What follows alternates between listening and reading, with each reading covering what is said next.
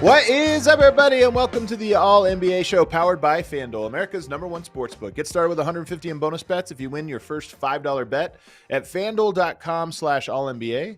I'm your host, Adam Mares. I'm joined by my esteemed colleague, Tim Legler. Legs, we had some great Game 6s last night. We got another great Game 6 tonight, man. We are lucky. Yeah, I was wondering, I knew we were going to get at least one Game 7.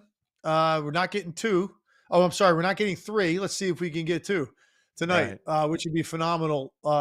Set up the weekend. If you get a couple of Game 7s would be tremendous. I had a feeling last night was going to go how it did. I thought that the Knicks would handle business. I went down a little bit differently than I thought, and then I also expected the Clippers to win at home. This series seemed like from the very first game we were going to be headed towards 7, and here we are. The margins in that Nuggets-Clippers one are so thin. We're going to start with that one. We will get to Knicks Pistons and give that one its fair due. Really good game, and we're going to talk about the Rockets as well. And then at the end of the show, we're going to talk a little bit about Gregg Popovich retiring and get Legs as coaches he wished he would have played for at some point in his career. That should be a good conversation. But we'll start with the game last night, Clippers and Nuggets, 111-105 for the Clippers. James Harden had a huge bounce-back game. This was one of our talking points when we previewed this game. Which version of James Harden will we get? 27 points, 10 rebounds, 5 assists. Did a lot in this game to carry him. And I'm going to start here, Legs, because, I'm going to kind of lead you. This is the series I'm obviously most locked into, covering Denver more closely. One of the adjustments I believe they made for James Harden was they had been going to pick and rolls, a lot with him. And Denver had been, as the series went on, doing a good job of trapping, getting the ball of his hands, recovering behind, and creative there. This game, they change up. They put a little bit more offense on the court, a little bit more spacing, and they say, forget the pick and roll. We're going to let James Harden operate in isolation so he can't be trapped, and let him attack Christian Brown. And Christian Brown had success over the last 4 games against him. No success in this one. You isolate, and now there's no help. So that's one of the big adjustments I think I saw from Ty Lue. What do you make of that piece of this? Yeah, well, here's the thing. I agree that they definitely broke it down that way, but at the same time, you got to rely then on James Harden, playing with confidence and aggressive and having success early in the game. I think that is always the key indicator for me with Harden over the years is early in the game. If he gets some stuff to go, he gets to the rim a couple times, it feels like it sets up his night. If he struggles in the first quarter, misses a couple of threes, maybe misses a couple of those floaters, doesn't have any field goals by the end of the first quarter, it feels like in the playoffs in big spots, he can start to really kind of go into a shell and you'd almost take him out of the game. He got success early. He got success in the first half. It set up his night. He can still be dominant when he gets into rhythm and he feels confident. He was clearly last night, and I do think he had more opportunities to beat the initial point of attack defense. He had more opportunities to get into those driving lanes and gaps that he loves. He played great. You can't take it away from him. Who knows what you're going to get in a Game 7 with him, but he was the main reason I think they are sitting here with a Game 7 to play. Yeah, there's no question about it. And I think for the Clippers, much was made of Kawhi Leonard's fantastic game too, because he was dominant in that game. But I actually think James Harden has been both the better player in the games that, in the important parts of this series, and he's just the more important one. Not only has he been phenomenal in these key games, but he's also the most important one because everything comes off of him. And if you're the Clippers, you're looking at how do we win games? We need both guys to get going, Harden and Kawhi, and then we need somebody else to step up. Last night it was Norman Powell. You get 27 from Kawhi, 28 from Harden, 24 from Powell. I think it's possible for Kawhi Leonard to go off and not James Harden or Powell. But when Harden controls the game, it's easier for everybody to eat. And I think that was part of it. Ty Lue said, how do we get him free? Made an adjustment to it. And as a result, all of their main guys contributed in the ways that they needed them to. Yeah, you're right, man. He's the guy that's going to be the engine for everything, and his ability to collapse the defense leads to a lot. He's one of the best passers off the dribble we have in this league. And he made a couple passes last night. Even it got me thinking about, like, I don't know if people appreciate how good these guys are that can act as a dual threat, and make some of the passes they make on the court. Like some of the passes that these guys make, and there's a handful of guys in the league that you put into this category. Harden is one of those guys. When you throw the ball in traffic from one side of the lane on a drive to the opposite wing or corner, like delivered perfectly, like I don't think people can appreciate how obstructed their vision is because of the size and activity that's in the paint. And half the time, it's not even turning your head and looking at those guys on the weak side of the floor. It's your peripheral.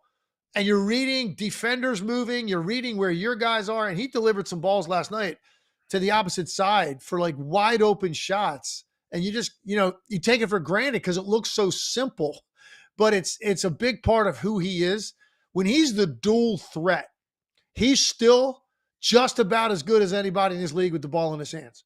When he's scoring enough that you're honoring that, his playmaking on top of that is so good. And on those nights when it's both of those things are available to him, he's the difference. And he was last night. And again, we'll see. We'll see what he's able to come up with on the road in a game 7 in a really tough environment. The other thing that I think made a big impact in this game is a huge adjustment. Kris Dunn played just 10 minutes. And as this series has progressed, the Nuggets were leaving Dunn open and just basically ignoring him and forcing the Clippers for the ball to find him. And it stagnated their offense. That was their defensive lineup. He's had a good impact defensively, both on Jamal Murray, but also off as this sort of free safety. And he's made a big impact there. But as things have gone on, Denver said, okay, if you're going to go there with a defensive lineup with him out there, then we're going to force your offense to get tied down to the mud. They swap him out for Nic Batum, who plays 34 minutes in this one and has been great all series. Not only does he go 2 of 5 from 3, but he guarded Jokic, he guarded Jamal, he guarded Michael Porter, he guarded at help side. And him and Derrick Jones Jr. are both so long and Derrick Jones Jr. athletic that it gives you a bunch of 6'8" guys with one center. And that length is something that Denver struggles with. It's part of why they struggled against Minnesota last year. They had length and strength and athleticism around the court. And I think that adjustment to me is the most important one, because I don't think Kris Dunn's going to play any more in game 7 than he did in game 6. And it's almost like the Clippers have reset not just the game plan and the strategy, but now the personnel as well. That's a major adjustment that, it's going to be interesting to see how Denver handles that in game 7. Yeah, you're right. Look, I think typically game 7s oftentimes come down to shooting nights.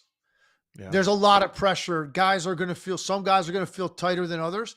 And I think it's going to be a very close game. It's going to be a lower scoring game, probably. Game 7, because you're going to have some guys feeling it, man. There's no doubt. So I think ultimately it's going to come down to making who can make their share of perimeter shots. I think that's what it's going to get down to. Batum definitely gives you a different look with his closeouts, with his weak side help, with a couple of times last night where he tracked the ball to the rim and makes plays that Dunn can't. Now, Kris Dunn is an excellent defender, but he's more on the ball, bothering you, turning you, harassing if you cross over in front of him. He's got quick hands to poke it away. He can rake down in the post a little bit. Batum is a different kind of defender. He's so big and long. He's listed at 6'8", but his reach is over 7 feet.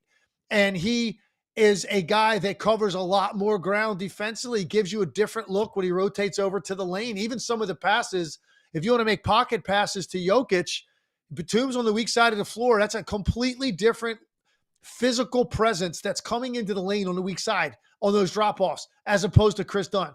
So I agree that Batum was a major factor in this game. I thought the broadcasters did a nice job of giving him all the love he deserved, considering he only had 6 points in the game.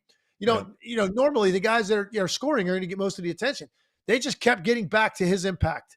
Rebounding, the shot blocking, deterrence, just the IQ, the way the ball moved from him with that one extra pass, leading to guys for corner threes. He was great in the game. I'm sure he's going to get the same type of rotational consideration from Lou in the game 7. He's going to play 25 to 30 minutes most likely. But I still think, Adam, what we're going to be talking about the day after the game is going to be who shot the ball well and who did not. And I think that's going to be what's glaring from a game 7. Typically, somebody that you're counting on either for one of these two teams is not going to play well in game 7. You're going to have a 2 for 14 out of somebody. Watch. And that's what you're going to be talking about. The ball will find that guy if the game is close. So it's fascinating because you feel the drama in your stomach watching, even as a fan. You know what those guys are going to be feeling. There's no question. And I think that this is the thing about this decision with Batum versus Dunn, because I see, some comments, it's not going to be role players. It's just going to come down to stars. Well, the role players determine how hard or easy that is for the star players, because offensively, are they guys that are going to space the floor better, give you second chance points, get it, change the geometry of the court on the offensive end? And then defensively, what challenges do those role players present to the other teams? So while they might not be guys that go off for, to your point, 15 points, Batum impacted this game with 6 because of how he changed what Denver had to do. And you look at it and go, against most matchups, Dunn is a really good defensive point of attack defender, and he's valuable to you. So we put him out there. I think what the Clippers have learned throughout the series is you actually don't lose anything. You might actually gain something with going with a lesser defender, but someone who's more equipped for this matchup. And now if the ball gets kicked out to the corner and it's Kris Dunn or Nic Batum, you actually feel better with Batum. You feel better with Derrick Jones Jr. even. So they have found a defensive adjustment for a personnel adjustment that doesn't drop off defensively, might actually help, and now is even better offensively, at least in attacking Denver. And that's why now it's Denver's turn to adjust. Is one last moment for adjustment. How does Denver now attack and find a weakness in what they're doing? Well, I think, for me, and I'll get your thoughts on this because you watch him every night, but what was up with Jokic in the second half offensively? I didn't like the way he was operating. It didn't seem like he was getting the ball in any of the spots he likes to get it. And when he did get some one-on-one coverage in the post, Zubac made his life miserable. He could not get off clean, high percentage shots against him in the fourth quarter. And the game was won in the third quarter. I mean, that's really where the game was decided. From that point on, Denver was playing uphill the entire time. The third quarter was just Clippers on both ends of the floor. They were great in that quarter. I've just felt like Jokic was really bottled up and not really comfortable offensively, like where he normally likes to get it. So if you're looking at adjustments, I'm just looking at, first of all, he knows the importance of this game. I would expect an incredible performance out of him just based on his track record. But I think offensively, they got to look at the tape and look at the film on this game and figure out why it was that he was not really catching the ball in places that are super advantageous for him as a scorer or a passer, because I pretty much felt that way the entire second half. Everything was like running in mud for him. Nothing came easy, and that's not really what it looks like when you watch Jokic play. A lot of stuff comes easy because he's that great. Well, I think two things. One, I think Jokic had a bad game. It looked like the physicality. This game was, I thought in games 4 and 5, Denver was more physical with the Clippers than the Clippers were with Denver. I think the Clippers flipped the script tonight, in particular with Jokic, and just really bodied him, and he let it get to him. I mean, he was trying to draw fouls and talking to officials in ways that I thought was, to be honest, a little weak. Like this is a closeout game. You kind of just have to expect those things. You go into game 7, the refs are going to swallow their whistle in a game 7. They do not want to decide that game. So it's going to be physical. There's going to be missed calls. And I think Jokic kind of got taken out of that a little bit. Even in the final minute, he had this move on Zubac. He gets to the rim, could have finished it, and it almost looked like he was trying to get the foul rather than just finish the play. And it was an example of, I think, where his mind was at. But number 2, and I think this one part is part of what I'm talking about with these adjustments, that Batum adjustment, in my opinion, and Derrick Jones Jr., that spread the court out a little bit more and put more pressure on your rotational defense. Michael Porter struggled. He was not an offensive force in this one at all. And defensively, he's the weak link. So you swap him out in that second half with Russell Westbrook, who played 18 minutes to Porter's 10. Westbrook, for all of his strengths, does not space the court. So I think Jokic's facing a more shrunken court with fewer kick out options than he typically has. So, I think it was A combination of the physicality got to him in a way it shouldn't. And then number two, the spacing is going to be a little bit trickier, and he's going to have to have the mentality of, I have to score through double teams. I have to score through contact, as opposed to just try to read the court and make the plays. I think game 7, I think you're going to see a hyper aggressive Jokic as a scorer in the first quarter of that game. Do you agree? I don't think the Nuggets can win in any other way, and not just the first quarter. I think every quarter. I don't think they can win. Well, I say first quarter. I say first quarter, meaning as opposed to coming out and sort of feeling the game. Yeah. And I think the same thing about Jimmy Butler tonight, by the way. Jimmy Butler can't come out and feel the game tonight because the Rockets have had success playing Steph Curry a certain way. When they really, and they look, sometimes he gets loose. He's a great player, and you make any mistake on him, he makes you pay. So he's gotten loose on them a little bit, but when they've really locked in on him, he's had a hard time the whole game. Jimmy Butler can't feel his way. They might be down 8 or 10 if he comes out with that approach. I think the same thing about Jokic in their game tomorrow. I think he's got to come out, and I'd be shocked if he does not take at least 8 shots in the first quarter. Yeah, I agree. I think it's going to be what's required. And part of this is you have to settle your own team down. There's a message you said, and I thought Harden did a little bit of this in the first quarter. He was phenomenal in that one. And it was almost that everybody settle down. This is going to work. We know what we're going to do. So Jokic has to respond to this one. It is, in my opinion, a huge legacy game for Jokic. Obviously I'm a big fan of his. I'm a big believer in his. 6 of the 15 series that he has been in have come down to game 7. That's kind of crazy, first of all, that many game 7s. There's guys that go a whole career with maybe 1, maybe 0 game 7s. This is the 6th one. And last year the Nuggets lost on their home court in a game 7, blew a 20-point lead. You do that in back-to-back years, that would be very meaningful, regardless of any other context. Losing in back-to-back years on your home court in game 7 would be something that you just don't wipe away. I think that's a really good point. I mean, when you first said that, in my head, I was thinking about, I'm kind of skeptical about that statement, but I think when you lay it out that way, that's a good point. When you pile it on top of last year, when everything was set up and looked like, you're thinking game 7, Jokic at home, and coming back in the series, stolen momentum, and they don't get it done. Blow that lead happens again 2 years in a row in your home court. I agree with you. I think look, he's going to go down as an all-time great. Whenever he's done playing, he will be in those lists. But you're right. That will be something that the detractors are going to go to right away. Fair or not. By the way, there's a number of guys. I got asked this question this morning. I did a Get Up hit, and they asked me who's got the most at stake in the postseason individually. And you think about it, man, there's a number of guys you can make a great case for. I'm not sure I feel as much that way about Jokic overall. Now, if you micro shrink that to one game because it's at home in a game 7, and if he doesn't play well, I hear you. But I think going in and overall, like in terms of long run and who has to show up in terms of the way they're viewed now or the way they're going to be viewed historically, I think there's a number of guys I'm listing before Jokic. Yeah. And I think you're probably right, but fair or not, these things get reduced to this. I mean, LeBron James, is he 4-6 in finals? And while I look at that and I go, well, was he supposed to win in 07 when he made it there against the Spurs? Probably not, but whatever. People still, you'll hold it against him. So I look at these and say, fair or not, it does become part of the short list. The short line when we talk about players is, what are their records in this moment? What are their records in that moment? Game 7s on your home court is a big one. So I think the pressure will be there. I do think it'll come down to guys like Jokic being aggressive. Kawhi, what does he do? James Harden, what does he do? But to your point, this game probably will be won or lost by an Aaron Gordon, by a Michael Porter, by a Christian Brown, Russell Westbrook. And on the other end, Batum, Derek Jones, like these guys are going to have these pivotal moments where the ball finds them for plays they need to make. And some will make and some will not. It's very simple. I could look at it this way. If Jokic struggles, Denver can't win. No, for sure. If Murray struggles, they most likely can't win. But if somehow Aaron Gordon went off, you could maybe overcome Jamal Murray having an off night.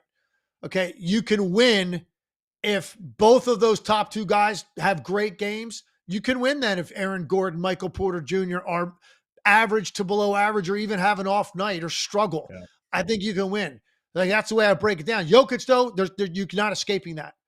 And I think for the Clippers, I think I feel the same way about Kawhi unless Harden goes nuts. And he's so talented, he could.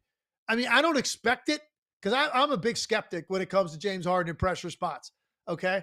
So I'm not expecting it. But to say the guy doesn't have the talent and coming off the game he just played yesterday, he doesn't have the talent to give you a 32 and 12 game.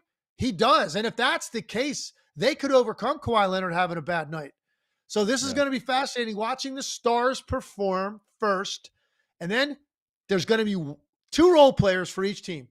One, we're going to be talking about on the winning team because they stepped up in a big way. And I don't know who that's going to be. We don't know that. And there's going to be one other one we're going to talk about that had a either a hand in a really bad moment late or just had a bad game overall. There's going to be one of those for each team.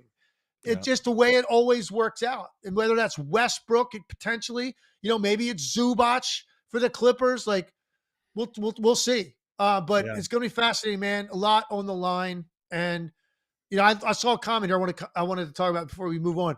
Somebody said, if Harden sends Jokic packing, he's no longer going to get the 6th seed, but still can be MVP, benefit of the doubt moving forward. I'll take it a step further. If Nikola Jokic does not win the MVP based on the year he just had, he's never winning another MVP. I don't care where they finish. I don't care where they finish. If you finish in the top 3 in this league in scoring, rebounding, and assist, and you have a top 4 seed in the conference and you don't win MVP, the voters have moved on from you. Yep. And by the way, I think it's fair. And this was my argument. People are a little surprised when they hear me say it, but to me, the regular season, I thought Shea should win it because winning matters. Like the record matters. And even if you think a guy's more valuable, this or that, winning matters. To me, I don't know in a vacuum, is it fair? Like who's the better team here? If you go top to bottom, who's the better team? It doesn't matter. You're in a game 7 and fair or not. Now it becomes, can you get your team over the hump?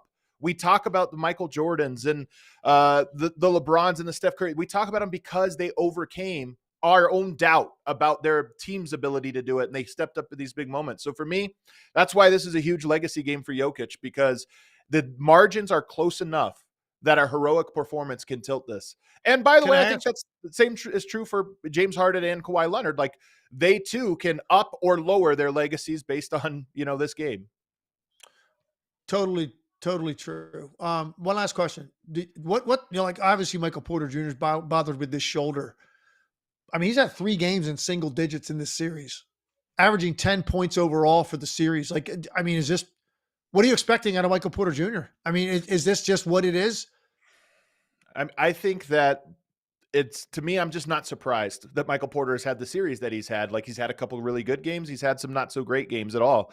And the injury, yes, that's part of it, but this is part of the Michael Porter experience. He doesn't defend well, especially off ball, well enough for you to be like every night he's going to be worth it. He has to make shots, but he also is such a limited offensive player that there are nights he just doesn't get many opportunities, let alone convert on them. He was 2 of 5 in 24 minutes. That's not a bad percentage, but 5 shot attempts, that tells part of the story. That's what my point is. Is it more about the shoulder? Because I'm looking to hear, he finished the season pretty strong. I think he had 5 20-point games in the last 8 games of the year. So, and the guy's capable on any night of giving you 20 to 30 if his stroke gets going. He's been so quiet in this series, and he hasn't finished the few opportunities he's had to finish. He hasn't really finished. His rebounding numbers haven't been as good because he has come a long way with his rebounding, and they haven't been as good. So I'm going to attribute it to the shoulder, I think, more than anything else. But man, talk about margin for error increasing. If you felt like Michael Porter Jr. could have a 15 to 20 point game. Yeah. Because, who knows? I guarantee you right now, Jokic, Murray, Gordon are not all playing well. They're not all going to play well. Right? They're just not. One of those guys is going to struggle. And I doubt it's going to be Jokic. So maybe that's Gordon, maybe that's Murray. One of those 2 guys probably doesn't have a great game offensively. Man, your margin for error shrinks so much unless you can get 15, 20 out of Michael Porter Jr., which is nothing crazy. You're not asking.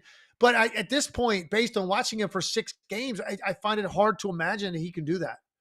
He had an inbound pass. They had him inbound late in the game, and the ref hands him the ball, and he grabs it with one hand and passes it in with one hand, as if it was almost too painful to bring the right hand up to throw a chest pass. And and it was a pivotal moment, and you're just sitting there going like, yikes.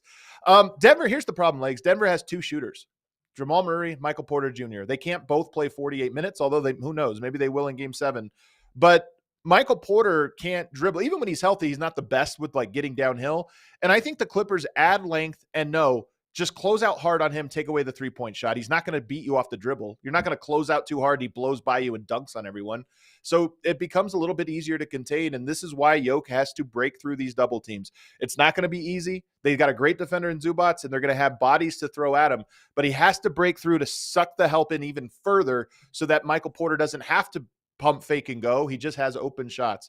It's a tough one, but it's going to be a great game 7. These games we have had, if you look at it, all of these games have been close, and they've all followed the same rhythm, just an opposite. Close win, blowout, blown big lead late, blown big lead late.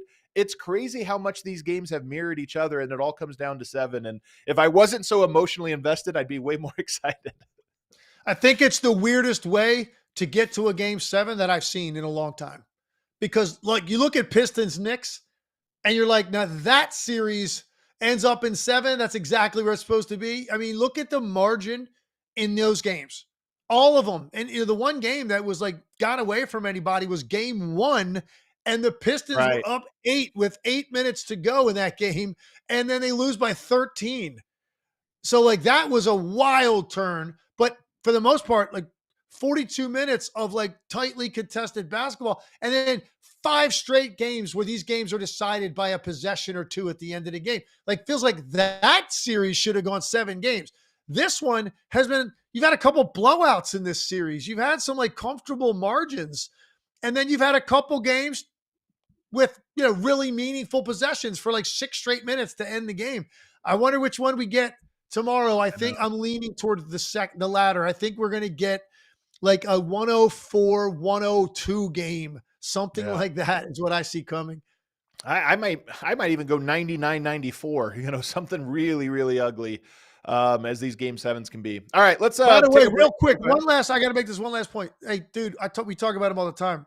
How many centers you taken before Zubac in this league? Because the list has shrunk to damn near everybody in the league now is on the outside of that list for me, because some of these guys, I'm not even sure if you call them centers or not, to be honest with you. But like, look, obviously Joel Embiid's more talented, but you get to the point, you're like, you want a guy that plays every night and gives you 18 and 13 and like all league caliber defense like Zubac, or do you want a guy that can give you 30, win an MVP, but you probably will see him about half the time? Like even a guy like Embiid, you're kind of like, I don't know, man. Like go up and down the rosters of these teams. Zubac has gone from just a nice serviceable center, maybe even people would think a backup on a good team at one point, to what he is now. He is so impressive to watch. He's become easily one of my top centers in the entire league now. I mean, when you just talk about true centers, you're right. I mean, because we talked about Anthony Davis, Wembanyama, play center, but are they really centers? It depends on how you categorize them. Anthony Towns, like Wembanyama, like are these guys centers? Like I know there aren't that many true centers, I guess, in the league. Is the point? But even bigs in general, like sign me up for some Zubac, man. That he does everything. Plays hard, he's smart, and he's developed some touch. Like he can make little floaters and stuff. Like, it's amazing, really. He just doesn't have the skill level to throw him the ball and say go like the top guys, that play in the front court do. But for his role on this team around these players, he's literally the perfect player they have found. And the other thing about him, the last point I'll make about him is he only gets 6 shots last night because they go away from the pick and roll. This whole series, he's been short roll. If it's a switch, he'll use his size and just give it a little touch. And he's getting more points. Last night, 6 shots because they go away from it. He doesn't care. He doesn't. I mean, it makes no difference to him. You don't have to appease him in any way. He's going to execute whatever role is assigned to him, and he's going to do it at a high level because he can do so many things. He's been phenomenal. Game 7 is going to be great. Let us know in the comments who you think is going to win this game and how you think it's going to go, and maybe who you think is the pivot point. We're going to take a break. On the other side, we have to get to the other great Game 6. This one was a closeout one for the Knicks in equally as dramatic fashion. We'll talk about it on the other side. First, NBA playoffs are underway, so there's no better time to be in the arena experiencing the playoff intensity in person. If you're trying to catch your team live this postseason, let us tell you about our friends at Vivid Seats. Vivid Seats is the best place to get your tickets for any live event. They have the best selection of games and seats, and every purchase is backed by their 100% buyer guarantee. Plus, Vivid Seats is the only ticket marketplace that rewards you for every purchase. So download the Vivid Seats app and start earning rewards towards free tickets. New Vivid Seats users who use the promo code ALLNBA30 will receive $30 off their first purchase of $300 or more. Once again, click the link in the show notes, go to vividseats.com or download the Vivid Seats app and use the promo code ALLNBA30 for $30 off your first purchase of $300 or more. It always helps us whenever you use our promo code. So remember this one, ALLNBA30. When it comes to playoff basketball, being there is all that matters. So experience it with Vivid Seats. And if you're in Denver, definitely purchase. If you're a Nuggets fan, you're not going to want to miss that one on the home court. Also, want to tell you about FanDuel. They're giving all new customers a shot at 250 bonus bets. Join FanDuel today. You'll get started with 250 in bonus bets with your first $5 bet wins. From three-pointers to steals to assists, FanDuel has so many ways to bet on your favorite player props. Plus, after the game tips off, you can even combine live prop bets into a same-game parlay for a chance to win big. Just visit FanDuel.com/AllNBA to get in on the All-NBA playoffs. The FanDuel.com/AllNBA for your shot at $250 in bonus bets. Must be 21 or older and present in select states or 18 and plus present in DC. First online real money wager only. $5 first deposit required. Bonus issued as non-withdrawable bonus bets, which expire 7 days after receipt. Restrictions apply. See terms at sportsbook.fanduel.com. And if you have a gambling problem, call 1-800-GAMBLER or visit FanDuel.com/RG. All right, back here on the All-NBA show. We're doing this 4 times a week live on YouTube. You can also get us wherever you get your podcast app, so make sure you're subscribed to follow along throughout the playoffs. The Knicks get the win over the Pistons, 116-113. Another great game. Knicks get off to a really hot start and build a big lead in the first quarter. Pistons storm back in the second and take a lead. Knicks build another big lead in the third quarter. Pistons storm back again in the fourth. This one was back and forth, but it came down to the final seconds where Jalen Brunson, first of all, I'll say this. Brunson had some big buckets in the clutch of this one. The reigning clutch player of the year had some big buckets, but the Pistons also got some big stops on him. It wasn't like it was totally one-sided. It went back and forth, but the last laugh belonged to Jalen Brunson as he shook loose of Ausar Thompson and drained the three. Pistons couldn't get a clean shot off. They fumbled the ball at the very end. What did you make of this game and what stood out? Well, let's just start with the end of the game and Jalen Brunson and operating in that space, and he said if he had one thing to do over again, he would have shot that ball later, but he went a little earlier than he wanted to, which gave the Pistons an opportunity. They ended up not getting a shot off. But so here's what happens on the last play. They run the go screen. It didn't really have any effect on it. Ausar Thompson's guarding him, and Brunson, I saw him hug Thompson after the game and whisper stuff in his ear, and I know he was lauding his defense because that's a nightmare guy to play against, especially off the dribble for a smaller guard like Brunson. But you know what he did, Adam? He knew he wanted to come back to his right hand. He used Ausar Thompson's athletic ability against him. He knew he would overjump and overcommit to that left hand when he started to go. And the move he put on him, he didn't just cross over or go behind his back. He brought the ball from back to front through his legs to his right hand. I don't know that I've seen Jalen Brunson do that specific thing going left, because he loves to go left to right with a front between the leg dribble. This was different. This is the kind of stuff you work on in the summer, messing around, trying to add something to your game. And he did it with the game on the line. And he created as much separation as you'll ever see in a one-on-one situation with a guy off a live dribble that ends up taking a three.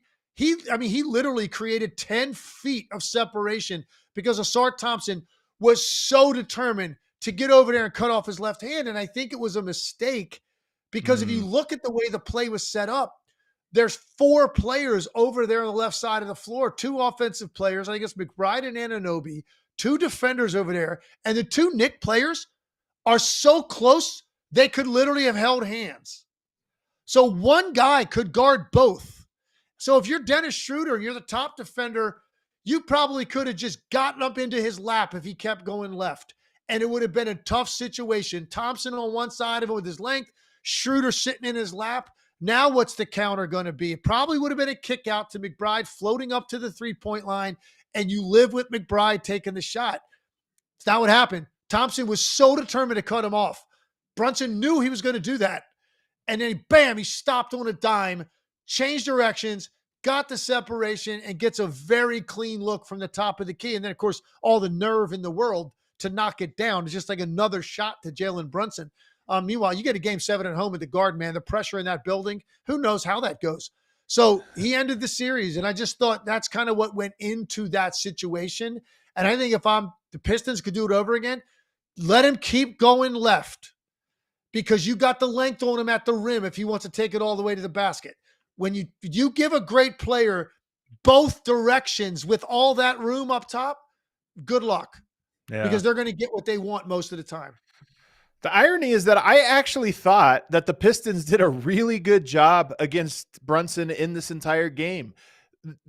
Schroeder was doing a good job of staying connected to him in screens. Like he was going out of his way, doing incredible defense to not get screened, to recover. I thought the Pistons did a good job of showing and recovering behind him. And yet he still had 40 points in this one. And that's, to me, this is what the playoffs are all about. Can guys like that make tough buckets and find a way to overcome even when everything's overloaded on you? And the fact that, I mean, he took 33 shots to get here. He was below 50%. Doesn't matter. That's what the game called for. And he pulled it off. This was a huge performance from Jalen Brunson to me. A really impressive one. Yeah, look, the way the Knicks played in the Garden, 2 wins and a game they blew. I mean, so, you think about what you're looking at going into a game 7, because I think the Pistons convinced me they were not really affected by the moment. Maybe in that fourth quarter of game 1 a little bit, when it started slipping away and all those turnovers compounded and the Knicks and the energy to building. From that point on, they handled all of these pressure situations pretty damn well. So if you let it get to a game 7, who knows who melts that day? It wouldn't have been Brunson, I don't think.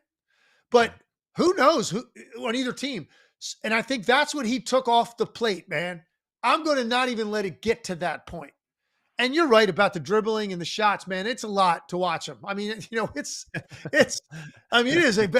about as one-man band as you're going to see. I mean, it's just like, because nothing is off the catch. It's not like you're running down screens for the guy. Like everything is a pounded dribble, man. Pound, pound, pound, pound, pound, shoulder, shoulder, stop, change direction, pound, pound, pound. And eventually, even the play when he made the reverse layup, when he almost fell down backwards under the rim, and he ended up keeping his balance and making the reverse layup. Like, imagine a guard dribbling into the lane with that many dribbles, and everybody else is out on the perimeter, like hanging out. He has that much room in the paint. He's too strong. He's going to get what he wants eventually, but it is a lot to watch sometimes. Do you agree with that, man? Like, is it kind of like sometimes are you watching it going, man, oh man, like aesthetically, it's not my favorite style. That and just sort of some of the foul stuff, that he's not the only one, but he does it. It's not my favorite style, but at the same time, I don't want to take it away, especially after a game like he had, because while it might not aesthetically be my style, it's so impressive that he can pull it off. And it was so impressive what he had to overcome in this one, including in the clutch where, like I said, it went back and forth. And there's a lot of players, including star players, that if you get in the clutch, stop 2 times in a row. And the Pistons had this. They get stops a couple times in a row.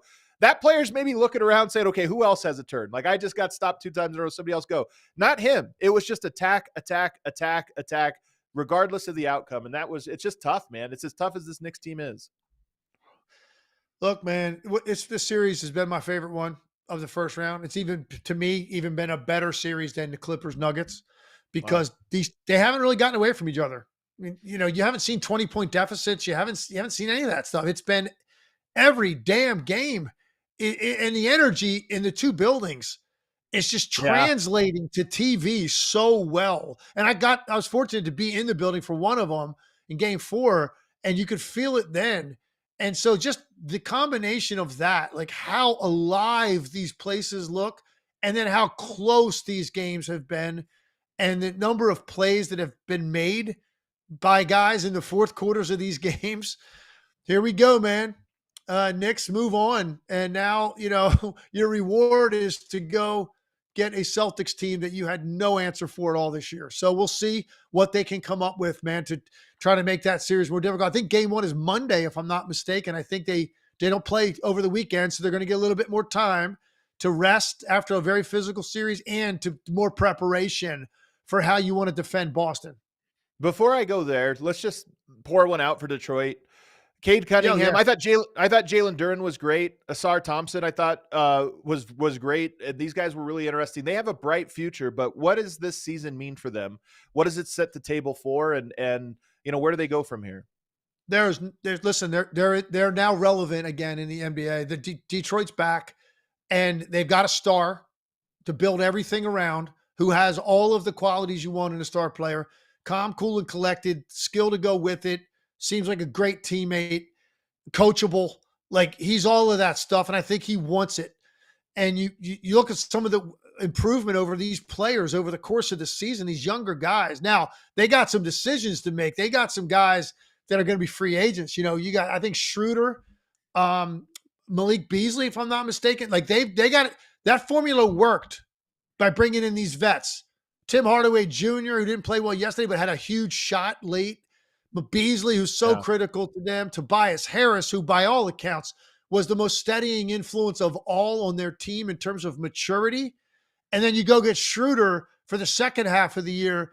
I don't know how much of this they can keep intact, but with Cunningham, Jaden Ivey coming back next year, Duren, Asar Thompson, Ron Holland, like they're relevant, man. And like the best days are ahead for the Pistons.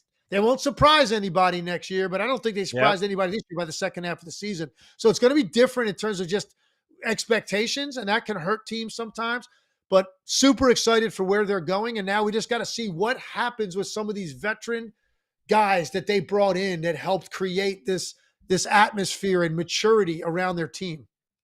At their best, sports represent a city, and I'm glad you brought up that Pistons home crowd, because that was cool to see. It was cool to see Detroit as a city back on the map because of how they represented their team in these broadcasts, which was just really, really cool. So one of those little things I just always love.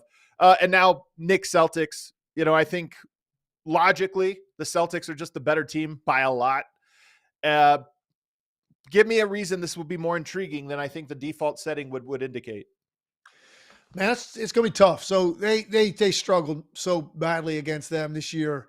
Cavs too. Like it was no secret.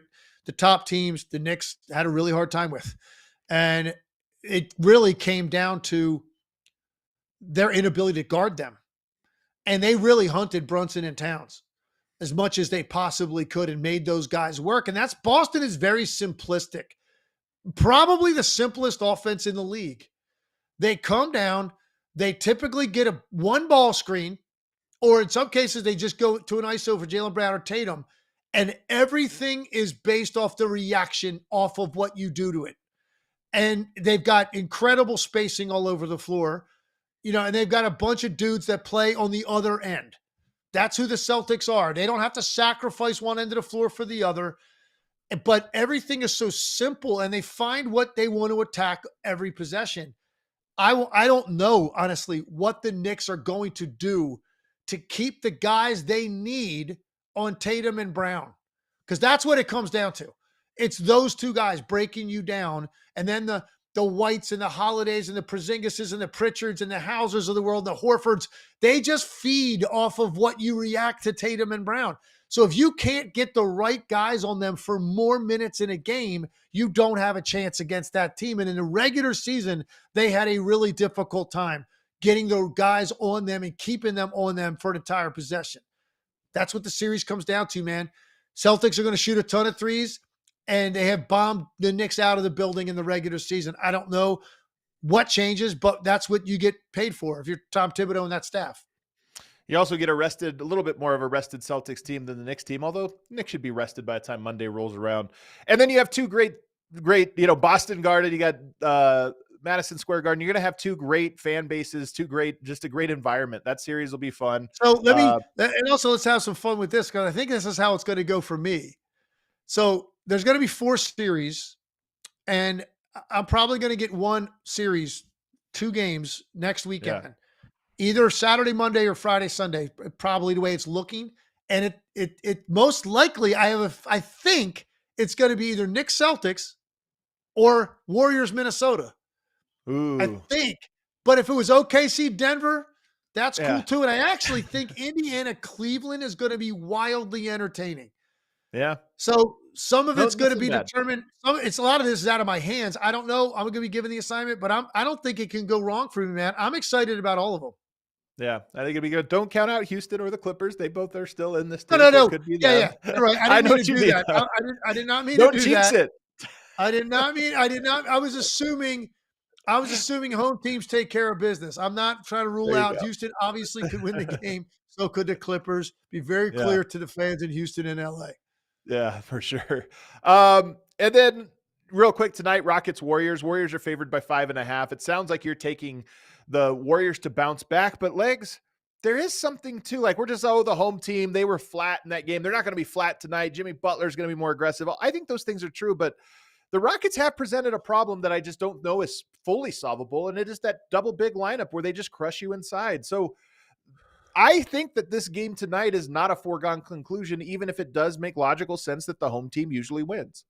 Oh, I agree. And Houston's defense is gonna present that challenge. No matter what happens with them offensively, this is a team that I'm sure, particularly Steph Curry, is going to be very glad to be rid of whenever that happens, whether it's at the end of game 6 or game 7, whenever, because it's tough for him. Now, having said that, I have no idea what game 5 really was going to be because it was over in the first quarter. So in some ways, I almost feel like Golden State kind of took the night off. And I have a feeling you're going to see a level of offensive energy, particularly out of Steph Curry in the beginning of this game, that's going to set the tone for the night. Because when he's had success against this team over the last couple years, he typically has a good start. And I think he's going to be determined to do that. He wants to see the ball go in 2-3 times at least in the first 6 minutes of the game. And if you do that with running 100 miles an hour, man, and you don't stop, don't let the game slow down, go, go, go, force them to react to you, and the Warriors get clicking on all cylinders offensively. I think that's what it's going to take for Golden State. There's no doubt, though, Houston's defense absolutely can win this game for them.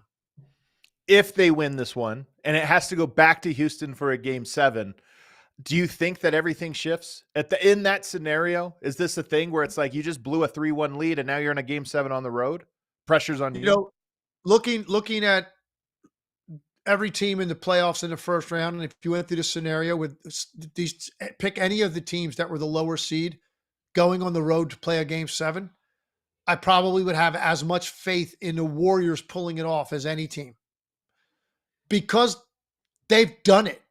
Yeah, they have a track record of doing it. Yeah, they just did it to the Sacramento Kings a couple years ago. And Steph needed 50 out of him in that game. But my point is, you really going to think you're going to discount Steph Curry and Jimmy Butler in a game 7 on the road against a Houston Rockets team with no collective experience of winning in the postseason? Of course, you give them a puncher's chance in that game. So I think that they absolutely would have a chance to win that game. Like I wouldn't automatically go up game 7, 95% of the time. You know how that goes. I think this is an example of one where I go, man, you telling what Steph Curry is capable of in that situation. But I think they get it over with tonight. So I don't know that we're going to need to worry about that. Well, I'm still hoping for it. Let's get as many game 7s as we can get always. Lastly, news, Gregg Popovich is retiring. He's stepping down from head coach. He will still take on a role in some capacity with the team, in their front office. So you look at this now, he retires after almost 30 years at the helm here. Obviously one of the all-time greats. It's not disputed. Stepping away now for health reasons, or at least impacted somewhat by health reasons. And I asked you, who are some coaches you wished you could have played for, or that just coaches you really love that you think it would have been nice to have worked under? Who did you go with? Well, I always said when I was playing, I had a really devastating knee injury at age 29. I played 4 more years in the league. I never really was the same. And I ended up the end of my career didn't go the way I wanted it to, but I, even in the league during the time I played, always thought to myself, at some point, I'm going to end up in San Antonio because I want to play for Gregg Popovich and I want to play in that system. And I think he is at the very top of the list when you talk about guys that were able to max out every single supporting cast that he had around his stars, because it was always different. But those guys seem to have such an impact. And I was a role player, so I would have had a role in one of those teams. The way they moved the ball, the way they played out of the post and played out of double teams and then moved it to the open guy. I think he valued guys that played hard and played smart. I think that was kind of what I was. And then he loved shooters because they were a team that always seemed to max out the guys on their roster that could do that. A long list of them. So I always viewed that way or thought that way about Gregg Popovich. Eric Spoelstra was another guy I've had so much respect for. I think that would have been fun, because I also think one thing I've said to you about him many times, he always valued guys for what they do and viewed it as his job to protect them from their weaknesses. He wasn't a guy that immediately saw you do something that you struggled with and go, okay, I'm moving on to somebody else. Because there are a lot of coaches in the league do that. He understood you're there for a reason. And this is what you do well, then you can do that. And I'm going to help you do that as much as we can on the court. These other things you don't do so well, that's my job to protect you from that. And I think that's what great coaching is, right? So he was another guy I think that always stood out to me that I would have loved to played under and I think thrived under.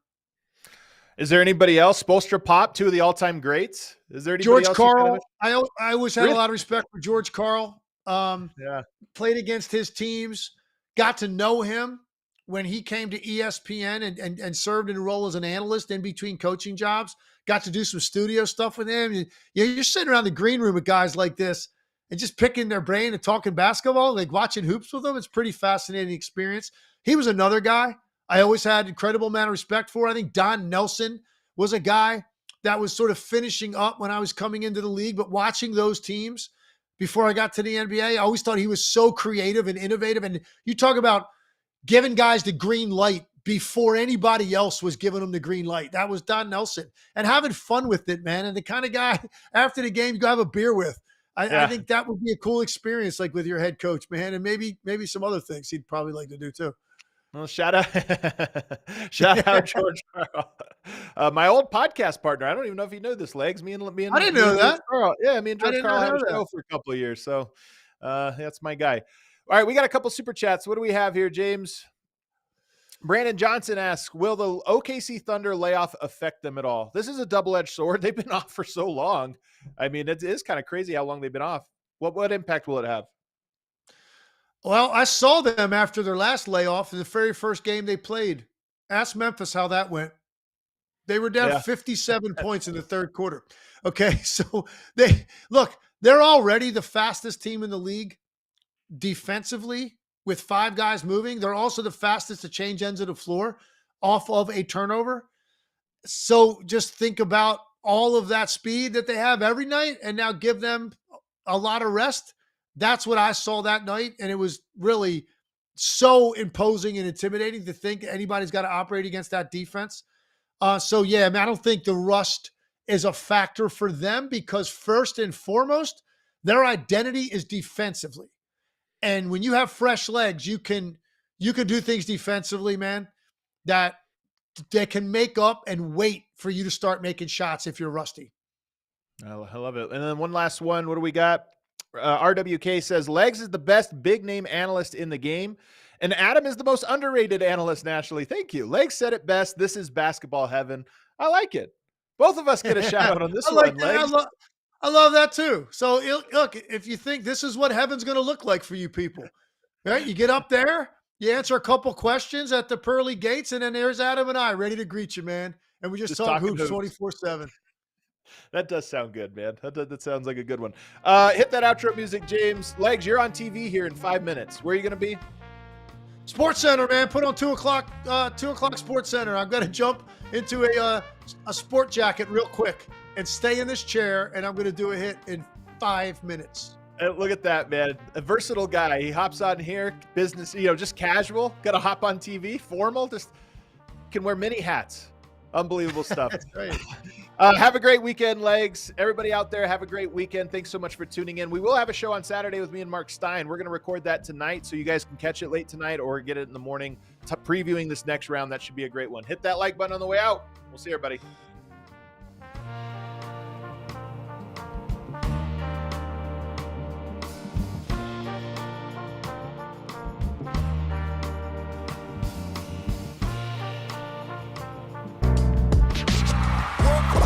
We all silly like the mayor.